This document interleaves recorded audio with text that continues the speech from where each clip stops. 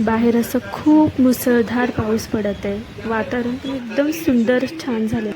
मी ठेवलेला डाळ भात हा शिजतच आलेला, तोपर्यंत वांग्याची भाजीची तयारी पण करून घेतली.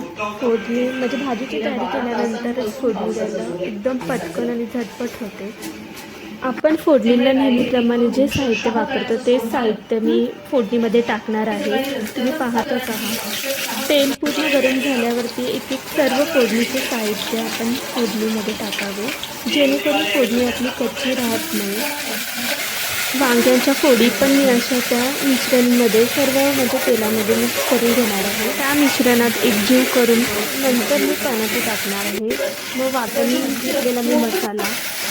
आमच्या घरात वांग्याची भाजी हे प्रत्येकजण खूप आवडीने खातो, त्यामुळे भाजी कोणती. बाहेरचं वातावरण एवढं सुंदर आणि थंड वाटत होतं की पावसाच्या वातावरणात गरम गरम जेवण खायला खूप मजा येते. लाल मसाला, हळद, मीठ आणि घरकुल हे मिश्रण आपण आपल्या वांग्याच्या भाजीमध्ये आपण टाकणार आहोत. त्याच्यानंतर मिक्सरमध्ये वाटून घेतलेलं सर्व वाटण आपण टाकून एकजीव करणार आहोत, जेणेकरून आपल्या वांग्याची भाजी चवदार होईल. हे मिश्रण एकजीव होतच आहे. त्याच्यानंतर थोडंसं पाणी ओतून पूर्ण त्याची उकळी काढून घ्यावी. गरम गरम उकळी आल्यानंतर आपली वांग्याची भाजी तयार. आपली वांग्याची भाजी तयारच होत आहे. तसंच आपण डाळ पण आपण फोडणी देऊन तयार होईल. मग चपात्या होतील. आपलं जेवण हे तयार.